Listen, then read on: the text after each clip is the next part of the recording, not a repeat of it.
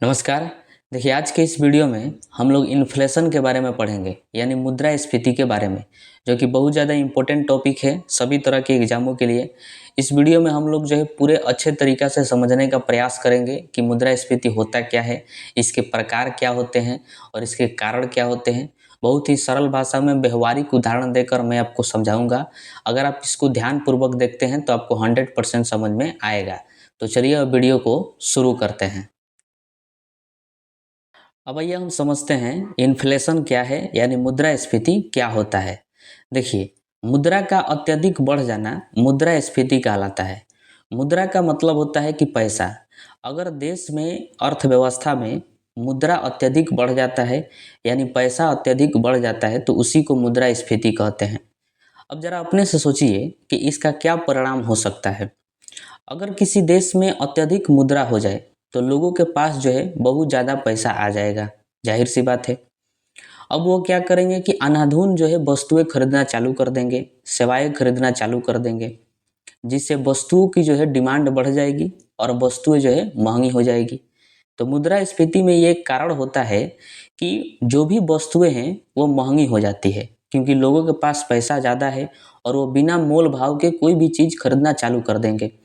मोल भाव भी एक बहुत बड़ा चीज़ है। ये महंगाई को जो है कंट्रोल करके रखता है। अगर आप किसी सामान को खरीदते वक्त मोल भाव करते हैं तो इन्फ्लेशन में ये होगा कि वस्तुएं जो है महंगी हो जाएगी। दूसरा है कि मुद्रा का मूल्य जो है वो गिर जाएगा। मूल्य का मतलब वैल्यू, जो भी पैसा का वैल्यू है वो गिर जाएगा, क्योंकि मुद्रास्फीति में लोगों के पास बहुत ज़्यादा पैसा हो जाता है और बहुत ज़्यादा पैसा होने के कारण जो है उसका वैल्यू कम हो जाता है। अब अपने से सोचिए कि अगर आपके पास पूरा नोट भर जाए तो आप जो है चादर उधर छोड़ के आप पैसा पर लगिएगा सोने। पैसा को जिधर चलिएगा उधर आपको पैसा गिरा हुआ मिलेगा, क्योंकि पैसा का वैल्यू क्या हो गया है, कम हो गया है, क्योंकि मुद्रा बहुत अधिक बढ़ गया है देश में।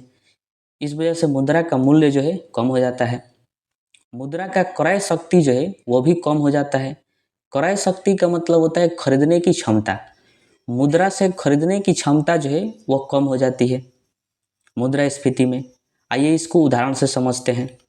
जैसे आज से जो है 10-20 बरस पहले 10 रुपया में जो है 12 केले आते थे, यानी 1 दर्जन केला आता था 10 रुपया में। वही आज देखिएगा कि आज के डेट में उसी 10 रुपया में जो है 2 ही केले आते हैं। इससे आप क्या समझे कि वस्तु जो है वो महंगी हो गई है, क्योंकि 10 रुपये में पहले 12 केले आते थे और आज जो है 10 रुपये में 2 ही केले आ रहे हैं, यानी वस्तु जो है वो महंगी हो गई है। उसके बाद देखिए कि मुद्रा का मूल्य भी गिर गया है। कैसे? पहले 10 रुपया के 12 केले आते थे, यानी उस समय 10 रुपया का वैल्यू अधिक था, और आज 10 रुपया में 2 ही केले आते हैं, यानी आज जो है 10 रुपया का वैल्यू कम है। यानी आज से 10-20 बरस पहले अगर किसी का 10 रुपया गिर जाता था तो वह जो है ज़्यादा अफसोस करता था, क्योंकि उस समय 10 रुपया में वो 12 केले खरीद सकता है और 12 केले खरीद कर अगर वो खा ले तो उसका दिन भर का काम निकल जाएगा। इस वजह से वो ज़्यादा अफसोस करता था, क्योंकि उस समय 10 रुपया का वैल्यू ज़्यादा था। वह 10 रुपये में बहुत सारी चीज़ों को खरीद सकता था। लेकिन आज वही अगर किसी का 10 रुपये गिर जाए तो वह ज़्यादा अफसोस नहीं करेगा, कोई टेंशन वगैरह नहीं लेगा, क्योंकि आज जो है 10 रुपये का कोई वैल्यू नहीं है। तो मुद्रा का मूल्य क्या हो गया है? गिर गया है। वही आप जो है गांव जवार में सुने होंगे कि पहले 1 रुपया में जो है पूरे महीने भर का राशन आता था। तो उस समय सोचिए कि अगर 1 रुपया किसी का गिर जाए तो उसको तो जो है वो बेहोश हो जाएगा, क्योंकि 1 रुपया का उस समय वैल्यू ज़्यादा था। और वही आज के डेट में अगर किसी का 1 रुपया गिरे तो उसका कुछ होने वाला नहीं है, कोई टेंशन वगैरह वो नहीं लेगा, क्योंकि 1 रुपया का कोई वैल्यू नहीं है। तो मुद्रास्फीति में यही होता है कि मुद्रा का मूल्य जो है वो गिर जाता है और मुद्रा का क्रय शक्ति भी कम हो जाता है। मतलब समझिए खरीदने की क्षमता। पहले 10 रुपये में 12 केले खरीदते थे, यानी उस समय 10 रुपया का खरीदने की क्षमता अधिक थी। अगर आप किसी को 10 रुपया दीजिएगा उस समय तो आपको 12 केले देगा, यानी 10 रुपया से आप 12 केले खरीद लिए। और आज के डेट में अगर आप 10 रुपया किसी को देते हैं तो आपको 2 ही केले देगा, मतलब खरीदने की क्षमता जो है कम हो गई। तो मुद्रास्फीति में यह भी होता है कि मुद्रा का क्रय शक्ति जो है वो कम हो जाता है। आई होप कि आप इसको समझ गए होंगे। अब आइए हम आगे पढ़ते हैं। अब आइए हम समझते हैं मुद्रास्फीति के क्या क्या कारण हो सकते हैं। देखिए, मुद्रास्फीति का मतलब होता है महंगाई। महंगाई और मुद्रास्फीति जो है दोनों एक ही है, ठीक है। तो इसके जो है बहुत कारण होते हैं। पहला कारण है मांग प्रेरित मुद्रास्फीति, यानी डिमांड पुल इन्फ्लेशन। जब अर्थव्यवस्था में वस्तु एवं सेवाओं की आपूर्ति कम और डिमांड ज़्यादा हो जाती है तो उस स्थिति को मांग प्रेरित मुद्रास्फीति कहते हैं।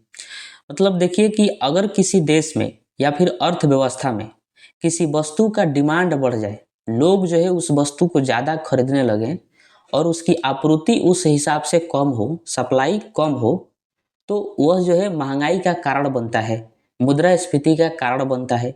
उसको मांग प्रेरित मुद्रास्फीति कहते हैं। अब ये कैसे होगा इसको समझिए। मान लीजिए कि किसी वस्तु का डिमांड बढ़ गया, लोग उसको ज़्यादा खरीदने लगे, तो मार्केट में उस वस्तु की कमी हो जाएगी, क्योंकि सप्लाई उस हिसाब से नहीं हो रहा है। जितना बेचा जा रहा है उस हिसाब से सप्लाई नहीं होगा तो उस वस्तु की कमी हो जाएगी, और कमी होने के कारण जो है उसका दाम बढ़ा दिया जाएगा, मूल्य बढ़ा दिया जाएगा, तो वस्तु महंगी हो जाएगी। वही क्या हो जाएगा, मुद्रास्फीति, यानी मांग प्रेरित मुद्रास्फीति हो जाएगा। जैसे में देखिए पर्व त्योहार में जो है ये ज़्यादा देखने को मिलता है। जैसे मान लीजिए दिवाली आ गया, तो दिवाली में जो है मिठाई की मांग बढ़ जाती है, लोग ज़्यादा जो है मिठाई खरीदते हैं। इससे मिठाई महंगा हो जाता है, क्योंकि डिमांड ज़्यादा है और मार्केट में मिठाई कम।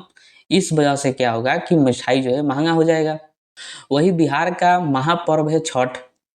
छठ में देखिएगा हर चीज़ जो है महंगा हो जाता है, क्योंकि हर वस्तु का, हर चीज़ का डिमांड ज़्यादा रहता है, लोग ज़्यादा खरीदते हैं क्योंकि हर चीज़ छठ में लगता है। इस वजह से हर चीज़ जो है महंगा हो जाता है, तो उस महंगाई को कहेंगे मांग प्रेरित मुद्रास्फीति।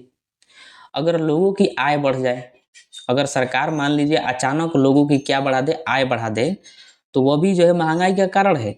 जैसे किसी को मान लीजिए पहले 50,000 मिलता था, अब उसको 1 लाख सरकार जो है देने लगे, 50,000 बढ़ा दी, तो वो अस्थिर तो बैठेगा नहीं, अनेक वस्तुओं जो है खरीदना चालू कर देगा, क्योंकि उसको 50,000 ज़्यादा आ रहा है। अब ज़्यादा खरीदेगा तो महंगाई जाहिर सी बात है बढ़ेगा। सरकारी व्यय में वृद्धि, सरकार जो है अनाधुन विकास करने लगे तब भी महंगाई बढ़ जाएगा। जैसे मान लीजिए सरकार जो है रेलवे बनाने लगे, पटरी बिछाने लगे, प्लेटफॉर्म बनाने लगे, सड़क बनाने लगे, तो इससे जो है वस्तुएं महंगी हो जाएगी। जैसे कि अगर मान लीजिए सरकार पटरी का काम कराने लगे, पटरी बिछाने लगे ज़्यादा, तो इससे पटरी में लोहा लगता है, तो लोहा का डिमांड बढ़ जाएगा। लोहा का जो फैक्ट्री लोहा बनाती है वो ज़्यादा लोहा बनाएगी, और ज़्यादा लोहा बनाने के लिए वर्कर की आवश्यकता है। अब वर्कर जो है उसको मिलेंगे नहीं, क्योंकि ज़्यादा वर्कर चाहिए, तो इसलिए वो वर्कर का दाम बढ़ा देगी, लेबर का दाम बढ़ा देगी। अब जो दाम बढ़ाएगी तो लेबर के पास तो वो पैसा जाएगा, तो लेबर के पास जब ज़्यादा पैसा आएगा तो वो ज़्यादा सामान खरीदेंगे, जिससे क्या होगा कि महंगाई बढ़ेगी। तो हो जाएगा मांग प्रेरित मुद्रास्फीति। अगर टैक्स में कमी कर दे सरकार तो लोगों के पास पैसा ज़्यादा हो जाएगा, पैसा ज़्यादा होगा तो ज़्यादा सामान खरीदेंगे, तो वो महंगाई का कारण है, मांग प्रेरित मुद्रास्फीति आ जाएगा। बैंक द्वारा अधिक मात्रा में ऋण देना, बैंक जो है अधिक मात्रा में लोन बांटने लगे, लोगों के पास पैसा ज़्यादा हो जाएगा। जनसंख्या में वृद्धि, जनसंख्या अगर ज़्यादा हो जाए तो ज़्यादा वस्तुओं की खपत होगी, और ज़्यादा वस्तुओं की खपत होगी तो वस्तुओं का मूल्य जाहिर सी बात है कि बढ़बे करेगा, तो हो जाएगा मांग प्रेरित मुद्रास्फीति। सस्ती मौद्रिक नीति, यानी ब्याज की दर को कम कर देना। जो ब्याज की दर है उसको कम कर देंगे तो लोग जो है ज़्यादा ब्याज लेने लगेंगे, ज़्यादा कर्जा लेने लगेंगे, लोन लेने लगेंगे, क्योंकि उनको ब्याज तो कम देना है। तो इससे भी वस्तुएं क्या हो जाएगी, महंगी हो जाएगी, क्योंकि लोगों के पास पैसा ज़्यादा आ जाएगा। सरकार अत्यधिक नोट छाप दे तो भी मांग प्रेरित मुद्रास्फीति आएगा, क्योंकि नोट ज़्यादा हो जाएगा लोगों के पास, तो वही तो मुद्रास्फीति है। जैसे वेनेजुएला में हुआ था, वहाँ पर नोट छाप दिया गया था, तो वहाँ पर जो है मुद्रास्फीति बहुत भयानक हो गया था, तो वह मांग प्रेरित मुद्रास्फीति है। इस तरह की मुद्रास्फीति जो है उभरती हुई अर्थव्यवस्था में देखने को मिलती है, मांग प्रेरित मुद्रास्फीति। इसको ध्यान में रखिएगा, ये पूछा जाता है एग्जाम में कि मांग प्रेरित मुद्रास्फीति किस तरह की अर्थव्यवस्था में देखने को मिलती है, तो उभरती हुई अर्थव्यवस्था में देखने को मिलती है। ठीक है, अब आइए हम समझते हैं लागतजन्य मुद्रास्फीति यानी कॉस्ट पुश इन्फ्लेशन, ये क्या होता है? देखिए, वस्तुओं के उत्पादन में लागत बढ़ जाए तो वस्तुओं की कीमत बढ़ जाती है। लागत का मतलब क्या होता है कि वस्तुओं के बनाने में जो खर्चा आता है उसी को लागत मूल्य कहते हैं। तो अगर वस्तुओं के बनाने में खर्चा बढ़ जाता है तो वस्तुओं की कीमत भी बढ़ जाती है।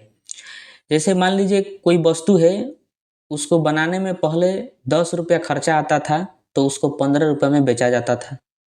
अब जो है उसका खर्चा बनाने में 15 रुपया आ रहा है, तो उस जाहिर सी बात है कि उसको 15 रुपया में नहीं बेचा जाएगा, अब उसको 20 रुपया में बेचा जाएगा। तो पहले 15 में बेचा जाता था, अब 20 में बेचा जा रहा है। इसका मतलब वस्तु का कीमत बढ़ गया। क्यों बढ़ा है? क्योंकि लागत बढ़ गया है, इसलिए। तो उसको कहेंगे लागत जन्य मुद्रास्फीति। अब ये क्यों होता है इसको समझते हैं। अगर कोई प्राकृतिक घटना हो जाए, चाहे आकस्मिक स्थिति आ जाए, तो उसके वजह से लागत जन्य मुद्रास्फीति आता है। जैसे में बाढ़ या फिर सूखा पड़ जाए। अब बाढ़ या फिर सूखा पड़ने से फसल जो है बर्बाद हो जाता है। मान लीजिए गेहूं का फसल था, बाढ़ या फिर सूखा पड़ा, वो बर्बाद हो गया, तो गेहूं का जो है गेहूं का कीमत बढ़ जाएगा। और कीमत बढ़ने से गेहूं से जो भी प्रोडक्ट तैयार होता है वो सभी चीज़ों की जो है कीमत बढ़ जाएगा। जैसे गेहूं से बिस्कुट बनता है तो बिस्कुट का दाम भी क्या हो जाएगा?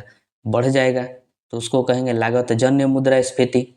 हड़ताल हो जाए, मान लीजिए दिल्ली से सामान आ रहा था बिहार में और दिल्ली में हो गया हड़ताल, आंदोलन छिड़ गया वहाँ पर। अब जो ट्रक है, ट्रेन है, वो अपना रूट चेंज करेगी। पहले आने में खर्चा कम था दिल्ली से बिहार में, हड़ताल के कारण ट्रक को, ट्रेन को रूट चेंज करना पड़ा। अब रूट चेंज करेगी तो खर्चा जाहिर से बात है बढ़ जाएगा, रूट दूर पड़ जाएगा बिहार में आने में। तो उससे क्या होगा? वस्तुओं की कीमत बढ़ा दी जाएगी क्योंकि लागत उस पर ज़्यादा लग गया है। तो उसको कहेंगे लागत जन्य मुद्रास्फीति। रेलवे हो गया, रेलवे का अगर भाड़ा बढ़ जाए तो वस्तुओं का कीमत भी बढ़ जाएगा। कोयला, कोयला का अगर दाम बढ़ जाए तो कोयला से जो भी चीज़ तैयार होता है उन सभी चीज़ों का जो है मूल्य बढ़ जाएगा। सीमेंट, स्टील, इन सब का अगर दाम बढ़ जाता है तो जो भी चीज़ें इनसे तैयार होगा, जैसे घर बनेगा तो घर बनाना महंगा पड़ने लगेगा, तो उसको कहेंगे लागत जन्य मुद्रास्फीति। विद्युत, बिजली जो है महंगा हो जाए, जैसे बिहार में सबसे ज़्यादा बिहार में महंगा है बिजली, तो बिजली से जो भी तैयार चीज़ किया जाएगा, जैसे मान लीजिए जंगला बनाना है, दरवाज़ा बनाना है लोहा का, तो उसको वेल्डिंग वेल्डिंग करने में बिजली की आवश्यकता पड़ेगी, तो वो भी सब महंगा हो जाएगा। तो उसको कहेंगे लागत जन्य मुद्रास्फीति, क्योंकि लागत ही उनका बढ़ गया है तो बेचारा वो क्या करेंगे। इन सब के कारण जो है लागतजन्य मुद्रास्फीति आता है। वही है मध्यवर्ती वस्तुओं पर अत्यधिक कर हो जाए। मध्यवर्ती वस्तु का मतलब होता है बीच के वस्तु। जैसे गेहूं से बनता है आटा और फिर आटा से बन जाता है बिस्कुट, तो बीच का वस्तु क्या हो गया? आटा हो गया, क्योंकि बिस्कुट और गेहूं के बीच में आटा है आटा, तो उसको कहेंगे मध्यवर्ती वस्तु।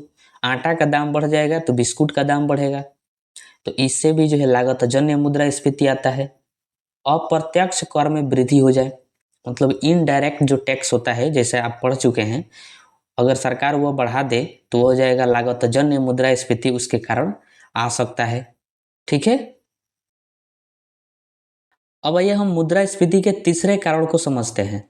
वैश्विक कारणों से मुद्रास्फीति यानी इन्फ्लेशन बाय ग्लोबल कॉज। ये क्या है? देखिए, वैश्वीकरण के कारण किसी देश में अर्थव्यवस्था में बदलाव के कारण इसका असर अन्य देश पर भी पड़ता है। वैश्वीकरण का मतलब है कि अगर मान लीजिए किसी देश में संकट आ जाता है तो उस देश में आयात करने वाले देशों पर इसका असर पड़ता है। यानी वस्तुएं ना आती है ना जाती है, इससे वस्तुएं जो है महंगी हो जाती है। उसी को वैश्विक कारणों से मुद्रास्फीति कहते हैं, यानी महंगाई कहते हैं। जैसे मान लीजिए हम लोग जो है चीन पर ज़्यादा डिपेंडेंट हैं, यानी भारत जो है चीन से बहुत सारी वस्तुओं को खरीदता है। और अगर चीन में कोई घटना घट जाए, कोई बहुत बड़ी संकट आ जाए, चाहे चीन का किसी देश से लड़ाई हो जाए, तो जितने भी वस्तुएं चीन से आती थी भारत में वो नहीं आएगी, क्योंकि वहाँ पर संकट है। तो वह सभी वस्तुएं जो है महंगी हो जाएगी भारत में, जो चीन से आती थी, तो वह महंगी हो जाएगी, तो वही मुद्रास्फीति है। तो उसको जो है वैश्विक कारणों से मुद्रास्फीति कहेंगे। ठीक है।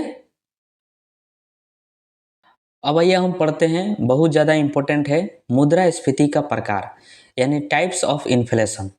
देखिए जितना इम्पोर्टेंट प्रकार है मैं आपको बताऊंगा, उसको समझाऊंगा, आपको 100% जो है समझ में आएगा और वही जो है आपसे एग्जाम में पूछा जाएगा। ठीक है।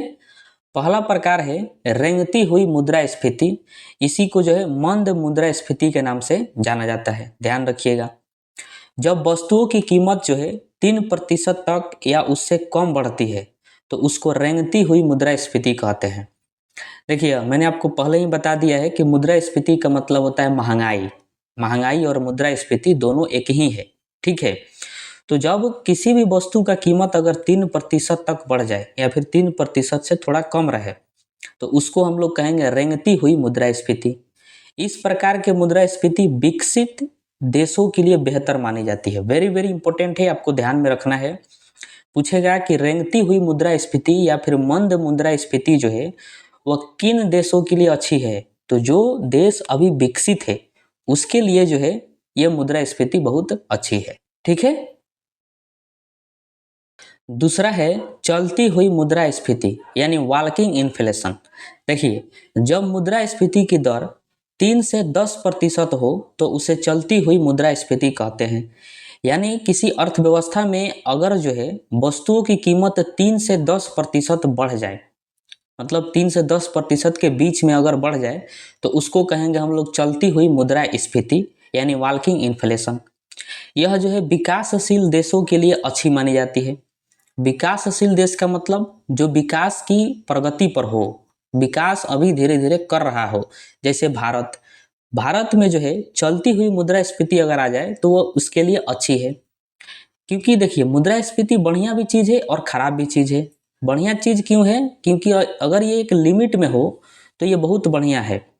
क्योंकि अगर किसी वस्तु का दाम नहीं बढ़ेगा तो ज़रा सोचिए कि बेचने वाले जो भी व्यापारी हैं, चाहे जो भी कंपनियां हैं, क्या वो उसको मोटिवेट मिल पाएगा? मोटिवेशन उसको मिलेगा बेचने के लिए? क्योंकि दाम ही नहीं बढ़ेगा। तो जैसे अगर आप अपने पर सोच कर देखिए कि अगर मान लीजिए आप जो है बिस्कुट बेच रहे हैं और बिस्कुट का दाम जो है हमेशा एक ही दाम है, चाहे कपड़े बेच रहे हैं और कपड़ा का दाम हमेशा आप एक ही दाम में बेच रहे हैं, तो आपका कभी मन करेगा बेचने का? नहीं करेगा। अगर उसका दाम बढ़ जाए तो आप गदगद हो जाइएगा, बहुत ज़्यादा मेहनत करिएगा कि दाम बढ़ गया है, चलो मेहनत करो। तो इससे जो है देश का भी अर्थव्यवस्था बूस्ट होगा, देश की अर्थव्यवस्था भी बढ़ेगी। तो महंगाई जो है वो भी क्या है, जरूरी है। मुद्रास्फीति भी जरूरी है, लेकिन एक लिमिट में होना चाहिए। अब ऐसा नहीं है कि पहले जो 10 रुपये का मिलता था अब 1,000 का मिलने लगे, तो वो तो बहुत ज़्यादा महंगाई हो गया। तो उससे अर्थव्यवस्था और चौपट हो जाएगा। तो एक लिमिट में होना चाहिए। तो विकासशील देशों के लिए बहुत बढ़िया चीज़ है कि अगर महंगाई 3 से 10% के बीच में बढ़ता है तो एकदम वो बढ़िया है। जैसे भारत में इतना ये चलेगा। ठीक है। अगला है दौड़ती हुई मुद्रास्फीति यानी रनिंग इन्फ्लेशन। जब मुद्रास्फीति की दर में 10 से 20% की वृद्धि हो जाए तो उसे दौड़ती हुई मुद्रास्फीति कहते हैं। यानी अगर मुद्रास्फीति अचानक बढ़ जाए तो उसको दौड़ती हुई मुद्रास्फीति कहते हैं। क्योंकि कोई व्यक्ति दौड़ता है तो अचानक दौड़ता है, तो उसी को कहेंगे दौड़ती हुई मुद्रास्फीति। यह किसी भी देश के लिए अच्छी नहीं मानी जाती है। अपने से ज़रा सोच के देखिए कि किसी देश में अचानक अगर वस्तुओं का दाम बढ़ जाए तो क्या वो देश के लिए अच्छा होगा? नहीं होगा। मान लीजिए अभी सुबह में जो है कोई वस्तु 10 रुपये में मिल रहा है और आप रात को आराम से खा पी कर सोए और सुबह उठे पता चला उसका दाम जो है 1,000 हो गया है, तो आप उसको खरीदिएगा? कभी नहीं खरीद पाइएगा। तो वो हो जाएगा दौड़ती हुई मुद्रास्फीति। अगला है कूदती हुई मुद्रास्फीति यानी ग्लोपिंग इन्फ्लेशन। जब मुद्रास्फीति की दर 20% से भी अधिक हो जाए तो उसको कूदती हुई मुद्रास्फीति कहते हैं। ध्यान रखिएगा कि अगर 20% से भी अधिक महंगा हो जाए कोई वस्तु तो उसको कहा जाएगा कूदती हुई मुद्रास्फीति। आप यहाँ पर एक बात नोट रखिएगा कि जो भी मुद्रास्फीति का प्रकार है वो परसेंटेज पर बांटा गया है। वस्तुओं के जो दाम है उसके परसेंटेज पर, कि कितना परसेंट कोई वस्तु का दाम बढ़ रहा है, उस हिसाब से मुद्रास्फीति का प्रकार को बांटा गया है। ठीक है। और उसके बाद है अति मुद्रास्फीति यानी हाइपर इन्फ्लेशन। जब मुद्रास्फीति की दर 3 अंक से भी अधिक प्रतिशत में बढ़े तो उसे अति मुद्रास्फीति कहते हैं। 3 अंक का मतलब 600%, 500%, 900%। तो ये जो है 3 अंक में है।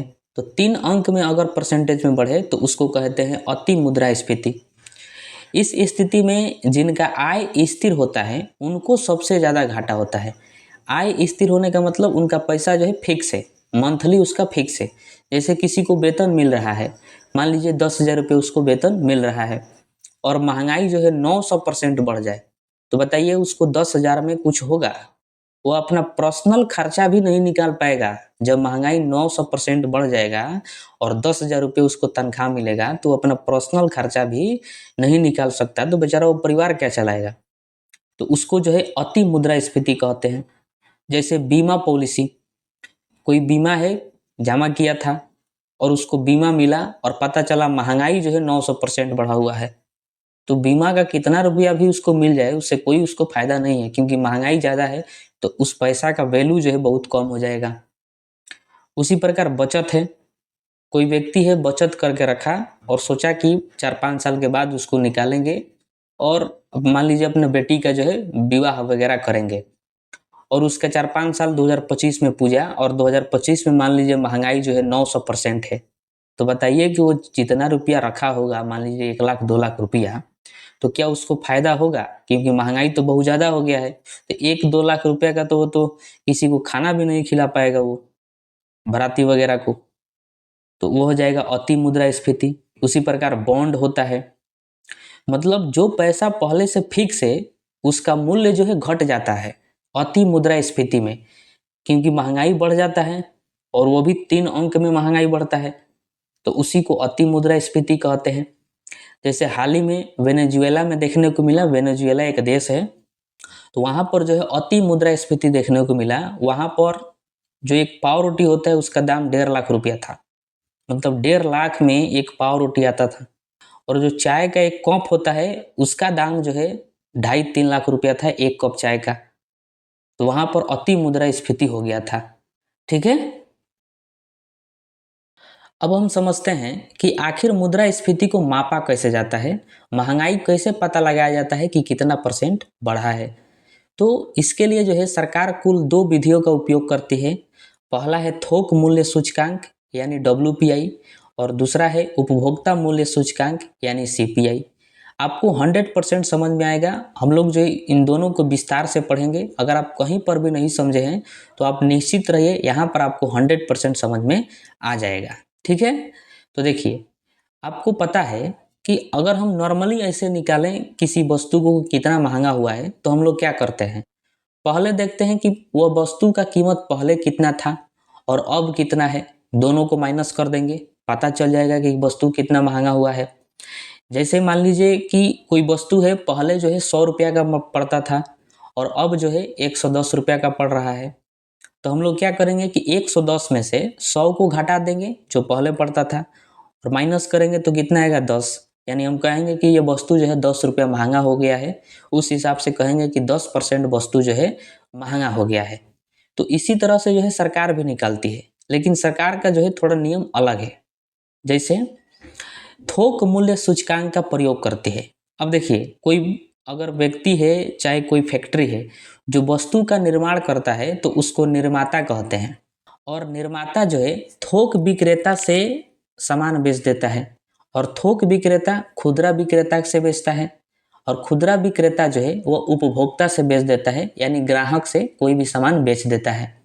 तो जो थोक विक्रेता होता है वह डायरेक्टली उस फैक्ट्री से सामान खरीदता है, तो सरकार जो है उसी थोक विक्रेता से संपर्क करती है, फैक्ट्री में संपर्क नहीं करती, थोक विक्रेता से संपर्क करती है और उससे पूछती है कि बताओ तुम पहले जो है कोई वस्तु पहले कितना में खरीदते थे और अब कितना में खरीद रहे हो, इन दोनों का आंकड़ा लेती है सरकार।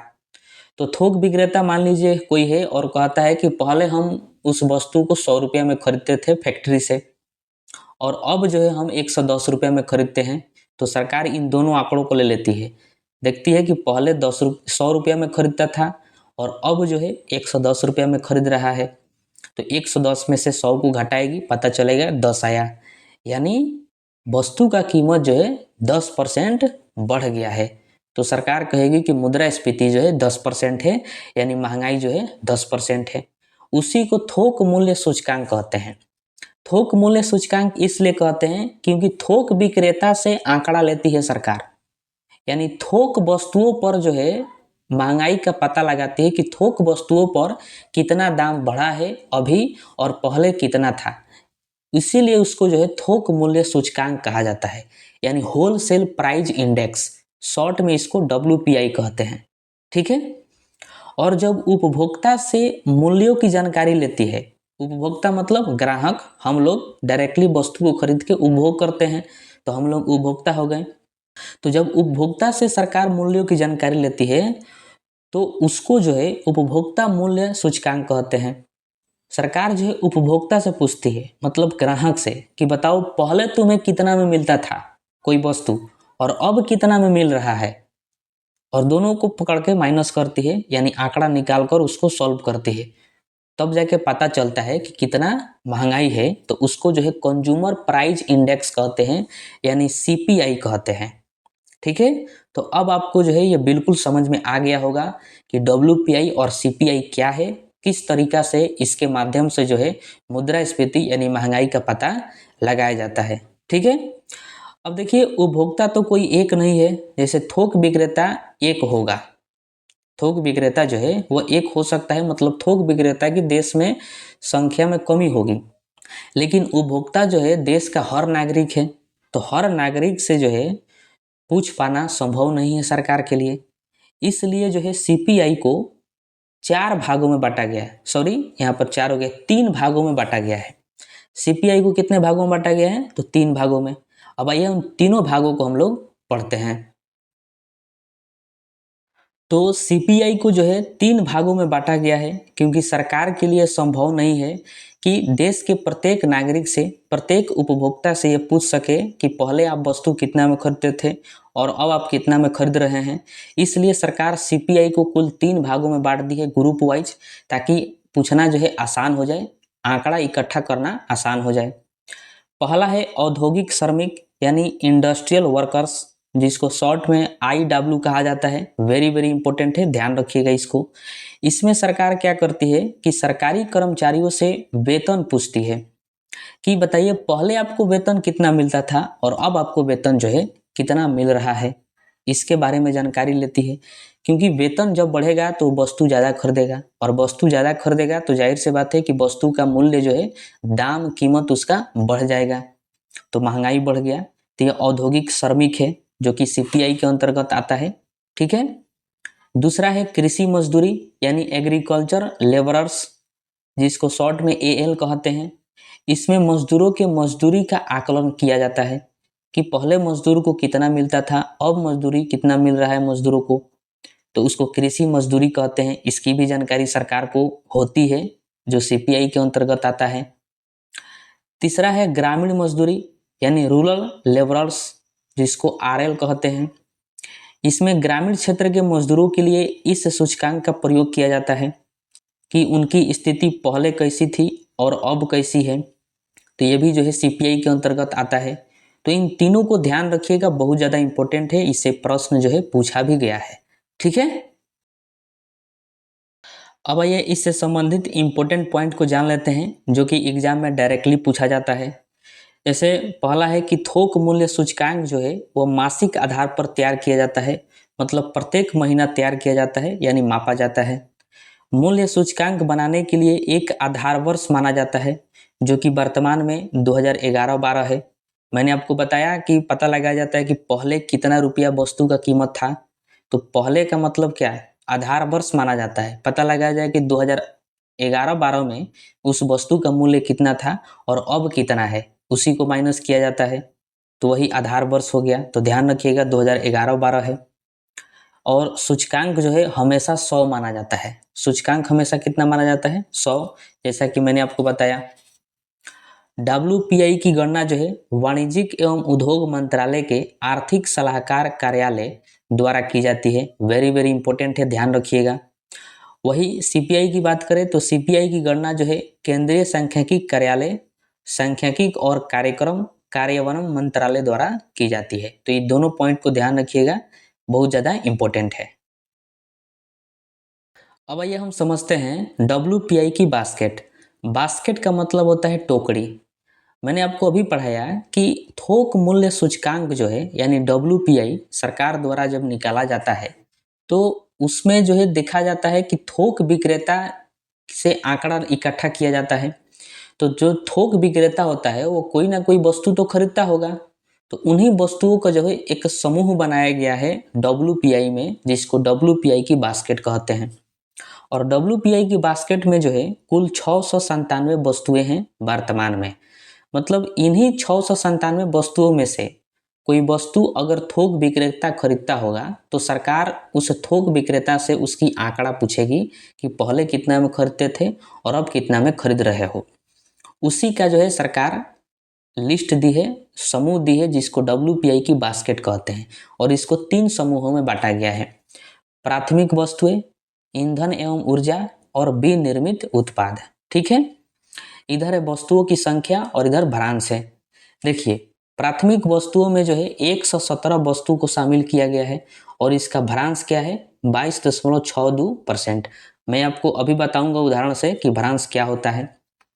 ईंधन एवं ऊर्जा में देखिए कि 16 वस्तुओं को शामिल किया गया है और इसका भ्रांश जो है 13.15% है। विनिर्मित उत्पाद में जो है 564 वस्तुओं को शामिल किया गया है और इसका भ्रांश कितना है 64.23% है। इस प्रकार जो है कुल 697 वस्तुएं हो जाती है और भ्रांश कुल 100% हो जाता है। तो अगर इन वस्तुओं में से अगर कोई थोक विक्रेता खरीदता है तो उससे सरकार जो है आंकड़ा लेती है और उसको सॉल्व करती है, उसी को थोक मूल्य सूचकांक कहा जाता है। आइए इसको उदाहरण से समझते हैं। मान लीजिए कोई विनिर्मित उत्पाद है, मान लेते हैं कि बिस्कुट है। विनिर्मित उत्पाद क्या है? बिस्कुट। और बिस्कुट जो है अब जो है 40 रुपया में मिल रहा है और आधार वर्ष आपको पता है 2011 वर्ष लिया जाता है और 2011 वर्ष में इसी बिस्कुट का दाम जो है 20 रुपया था और अब वो कितना मिल रहा है 40 रुपया मिल रहा है। तो कितना दाम बढ़ा है? 20 रुपया दाम बढ़ गया है। तो हम क्या करेंगे, इसकी महंगाई पता करेंगे कितना परसेंट बढ़ा है। तो देखिए 20 गुणे और 64.23% लेंगे। क्यों लेंगे? क्योंकि बिस्कुट जो है विनिर्मित उत्पाद है और विनिर्मित उत्पाद का भ्रांश कितना है 64.23%। तो 20 में हम 64.23% से गुणा करेंगे और बटे में 100 रखेंगे। ठीक है, और इसको सॉल्व करेंगे तो आएगा 12.8%। यानी जो बिस्कुट है वो 12.8% जो है उसका दाम बढ़ गया है।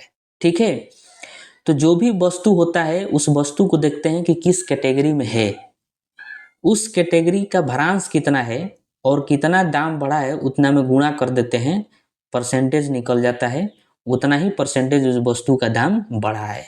ठीक है, तो ये है WPI की बास्केट। ठीक है,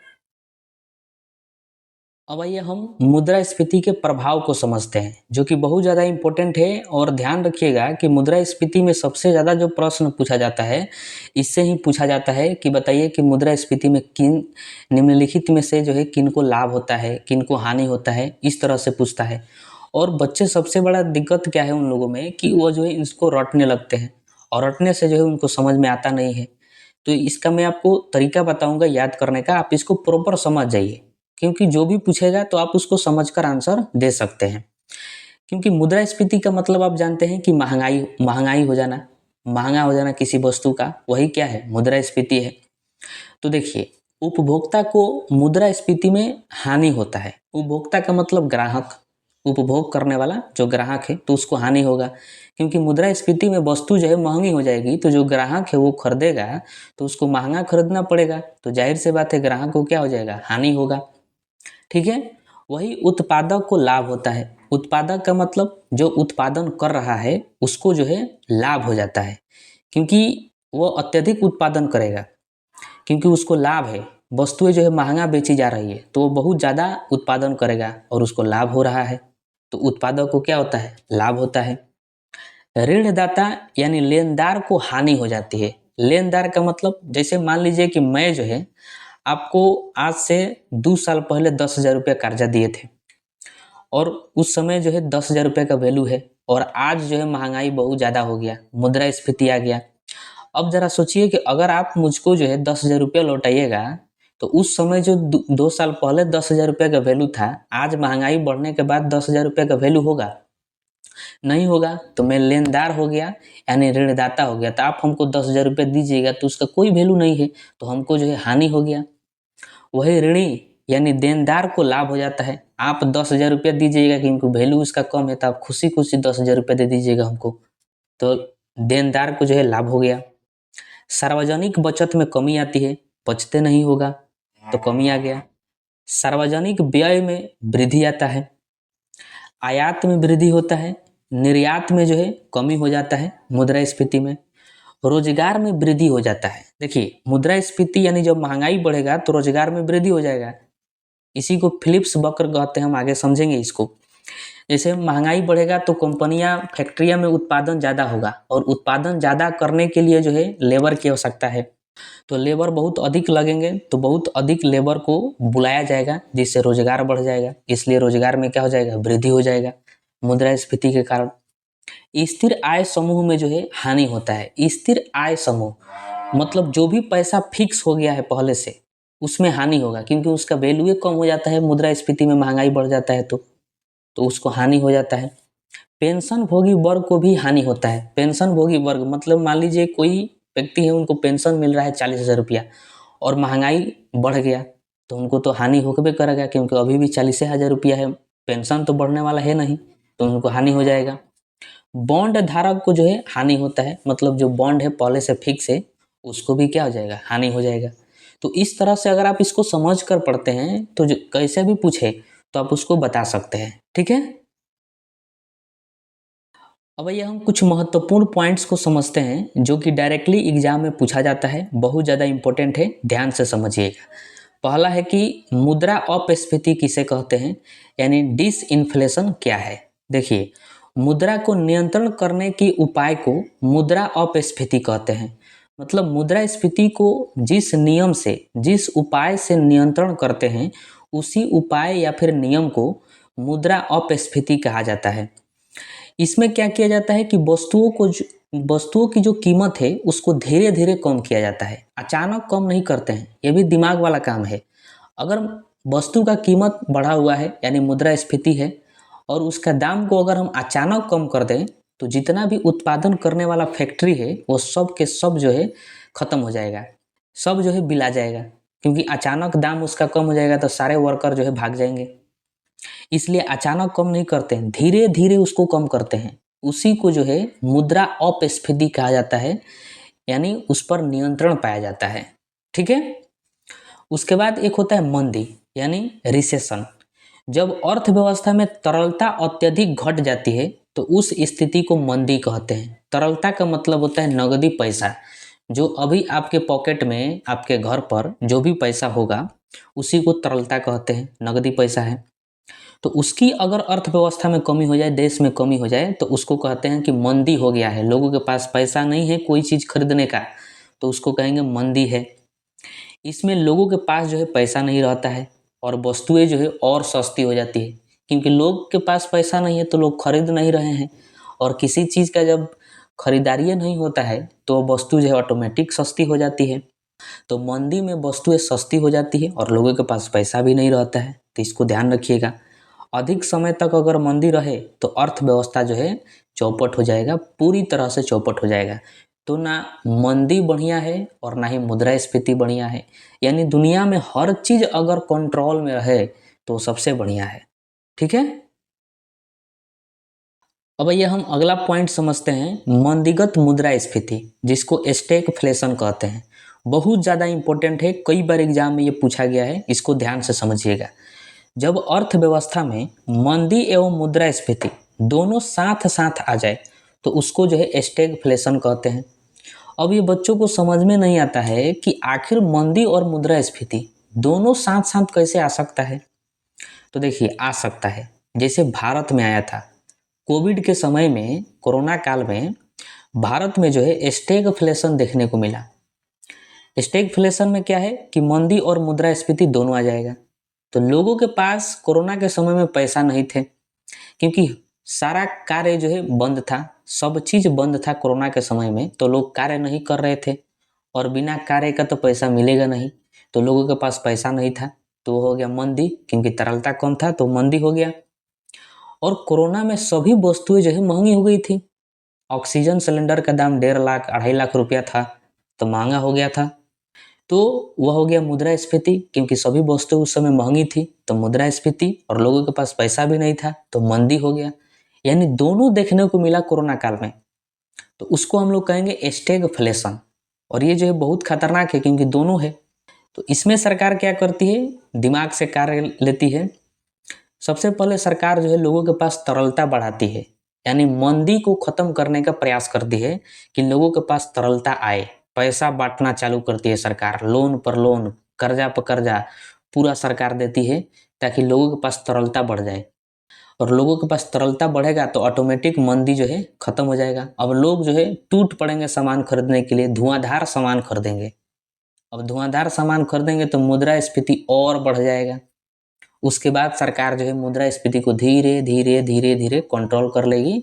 इससे जो है पूरा कंट्रोल हो जाएगा और स्टैगफ्लेशन खत्म हो जाएगा। तो ये होता है स्टैगफ्लेशन। और भी ध्यान रखिएगा कि इसमें बेरोजगारी एवं मुद्रास्फीति दोनों एक साथ जो है आती है, तो उसी को स्टैगफ्लेशन कहते हैं।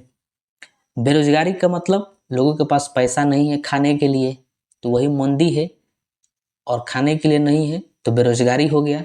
मतलब कारोबार कोई नहीं करेंगे तो पैसा नहीं आएगा।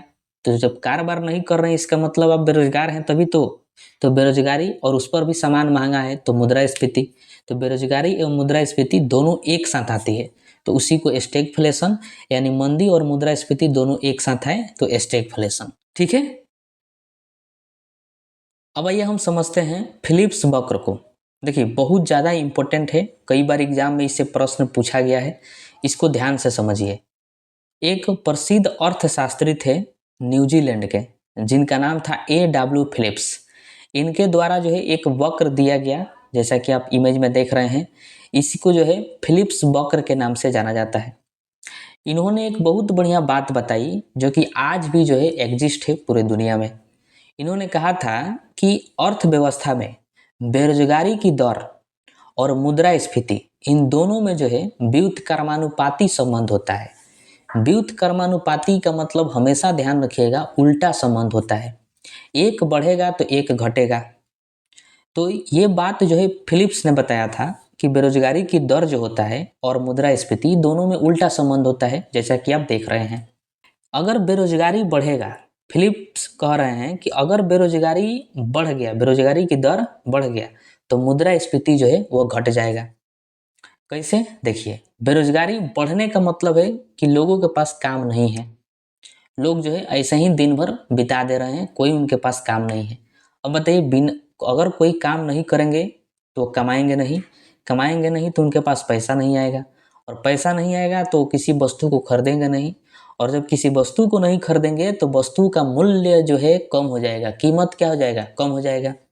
और कीमत कम हो गया इसका मतलब मुद्रास्फीति नहीं है, मुद्रास्फीति घट गया, कम हो गया। तो बेरोजगारी जब बढ़ेगा तो मुद्रास्फीति जो है घट जाएगा। वही अगर बेरोजगारी घटेगा तो मुद्रास्फीति बढ़ जाएगा, उल्टा संबंध। बेरोजगारी अगर घट जाए, बेरोजगारी घटने का मतलब क्या है कि लोग बेरोजगार अब नहीं है, सभी लोगों के पास काम है, तो इसका मतलब बेरोजगारी घट गया। तो जब सभी लोगों के पास काम हो जाएगा तो सभी लोग कमाएंगे, तो सभी लोगों के पास पैसा होगा, तो सभी लोग जो है वस्तुएं खरीदना चालू करेंगे, जिससे वस्तुएं जो है महंगी हो जाएगी, और वस्तुएं महंगी हो गई तो उसी को कहेंगे मुद्रास्फीति। तो यानी बेरोजगारी जब घटेगा तो मुद्रास्फीति बढ़ जाएगा। ये बात जो है फिलिप्स ने कहा था, जिसको फिलिप्स वक्र के नाम से जाना जाता है। जैसे इसको ग्राफ से समझिए, वाई एक्सिस पर जो है इन्फ्लेशन रेट दिया गया है, और एक्स एक्सिस पर जो है ये परसेंटेज दिया गया बेरोजगारी की दर का। इधर देखिए आप ध्यान से कि इन्फ्लेशन रेट जब 2% है, मतलब मुद्रास्फीति जब 2% है, तो बेरोजगारी की दर कितना है, 6% है। मतलब मुद्रास्फीति कम है तो बेरोजगारी क्या है, ज़्यादा है। जब मुद्रास्फीति बढ़ा, 2 से हुआ 5%, तो देखिए बेरोजगारी की दर जो है घट गया, 3% हो गया। ठीक है। तो जब बेरोजगारी की दर बढ़ता है तो मुद्रास्फीति घटता है, और जब बेरोजगारी की दर घटता है तो मुद्रास्फीति बढ़ता है। ये ग्राफ को ध्यान में भी रखिएगा, जिसको फिलिप्स नामक अर्थशास्त्री के द्वारा दिया गया था। ठीक है। अब ये हम इम्पोर्टेंट क्वेश्चन को देखते हैं जो प्रीवियस ईयर एग्जाम में पूछा गया है। इसको ध्यान से देखिएगा और अब समय आ गया है अपने आप को जांचने का कि आपको जो है कितना समझ में आया है और मैंने जो आपको कितना अच्छे से समझाया है। तो आप जो है पहले बनाने का प्रयास करिएगा, बाकी तो हम तो इसका आंसर बतेबे करेंगे। ठीक है, पहला प्रश्न है कि अर्थव्यवस्था में वो कौन सी स्थिति है जिसका उपयोग बाजार की कीमतों में वृद्धि को दर्शाने के लिए किया जाता है, बताइए। तो इसका राइट आंसर होगा ऑप्शन नंबर ए, मुद्रास्फीति। मुद्रास्फीति के द्वारा ही बताया जाता है कि बाजार में किसी वस्तु का कीमत कितना बढ़ा है। ठीक है, दूसरा प्रश्न है कि मुद्रास्फीति का कारण क्या है। तो इसका right answer option number C होगा, मुद्रा आपूर्ति में वृद्धि। शुरू में ही मैंने आपको बता दिया है कि मुद्रा का अत्यधिक बढ़ जाना मुद्रास्फीति कहलाता है, वही उसका कारण होता है। अगला है प्रश्न कि मुद्रास्फीति के दौरान मुद्रा का मूल्य क्या होता है, बताना है। घटता है, बढ़ता है, क्या होता है। तो इसका right answer option number B हो जाएगा, घटता है। मुद्रा का मूल्य वैल्यू जो है वो घट जाता है मुद्रास्फीति के दौरान। ठीक है, नेक्स्ट प्रश्न है कि मुद्रास्फीति के उच्च दर और बेरोजगारी की उच्च दर की एक साथ उपस्थिति को क्या कहते हैं। मतलब बेरोजगारी और मुद्रास्फीति यानी मंदी और मुद्रास्फीति अगर दोनों आ जाए तो उसको क्या कहा जाएगा। तो इसका right answer option number B, अभी आप पढ़े स्टैगफ्लेशन। स्टैगफ्लेशन कहा जाता है जब मंदी और मुद्रास्फीति दोनों आ जाता है तो। ठीक है, उसके बाद प्रश्न है कि निम्नलिखित में कौन सा अपने प्रभाव में सर्वाधिक मुद्रास्फीति कारक हो सकता है। तो देखिए इसका राइट आंसर हो जाएगा ऑप्शन नंबर डी, बजट घाटे के वित्तीयन के लिए नई मुद्रा का सृजन करना। देखिए बाकी ऑप्शन पर ध्यान मत दीजिए, ये right answer option number D हो जाएगा कि अगर नई मुद्रा का सृजन होने लगे, मतलब नया मुद्रा छापा जाने लगा, तो वो मुद्रास्फीति का कारण बनता है, यही यह कह रहा है। ठीक है, उसके बाद प्रश्न है कि आर्थिक मंदी के समय निम्नलिखित में से कौन सा कदम उठाए जाने की सर्वाधिक संभावना होती है। मतलब अगर देश में मंदी आ जाए तो सरकार द्वारा कौन सा कदम उठाया जाएगा जो कि जो बहुत ज़्यादा जरूरी है। तो देखिए इसका right answer option number B है, सार्वजनिक परियोजनाओं पर व्यय में वृद्धि। मतलब सरकार जो है सार्वजनिक खर्चा ज़्यादा करेगी, विकास तेजी से करने लगेगी। जब देश में मंदी आएगा तब सड़क बनाने लगेगी, पुल बनाने लगेगी, रेलवे प्लेटफॉर्म बनने लगेगा, पटरी बिछाने लगे जाएगा। ये सब काम कार्य जो है सरकार तेजी से करने लगेगी ताकि जो है जितने लेबर सब कार्य करेंगे उनके पास पैसा आ जाएगा। पैसा आएगा तो मंदी खत्म हो जाएगा। ठीक है, इस प्रश्न का आंसर जो है आप अपने से बताइए। अगर आपको नहीं आएगा तो मैं आपको जो है कमेंट बॉक्स में इसको बता दूंगा। ठीक है, अगला प्रश्न है कि भारत में कर्मचारियों के महंगाई भत्ते के निर्धारण का आधार है। तो देखिए इसका राइट आंसर हो जाएगा ऑप्शन नंबर बी, उपभोक्ता मूल्य सूचकांक। उपभोक्ता मूल्य सूचकांक यानी सीपीआई के बारे में मैंने जब आपको बताया तो मैंने आपको उसमें बताया था कि सरकार जो है कर्मचारियों के वेतन के बारे में भी पता करती है कि आपका वेतन पहले कितना था अब कितना है। तो वही तो हुआ कि कर्मचारियों के महंगाई भत्ते के निर्धारण का आधार क्या है, तो उपभोक्ता मूल्य सूचकांक है। ठीक है, ये बहुत बार पूछा गया है, ध्यान रखिएगा। अगला है कि निम्न में कौन मुद्रास्फीति में सर्वाधिक लाभ पाता है, बताइए। इसमें से कौन है जब इन्फ्लेशन आएगा तो सबसे ज़्यादा लाभ होगा। तो देखिए ऋणी को, ऋणी का मतलब कौन है, जो पहले से कर्जा ले लिया है और मुद्रास्फीति हो गया तो उसको देने में आसानी होगा, क्योंकि पैसा का जो भी है मुद्रा उसका वैल्यू कम हो गया है तो आसानी से दे देगा, उसको कोई दिक्कत नहीं होगा, तो उसको लाभ हो जाता है।